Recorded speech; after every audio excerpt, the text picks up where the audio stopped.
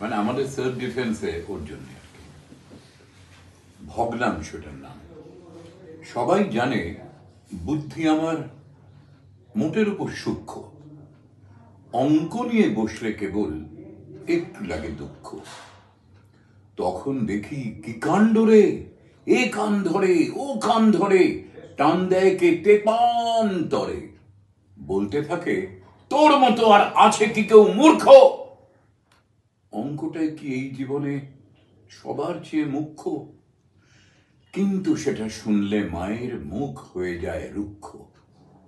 কাজেই এখন কি আর করা, সন্ধে সকাল আঁককষি, রাতের বেলায় স্বপ্নে দেখি ভগ্নাংশই রাক্ষসী।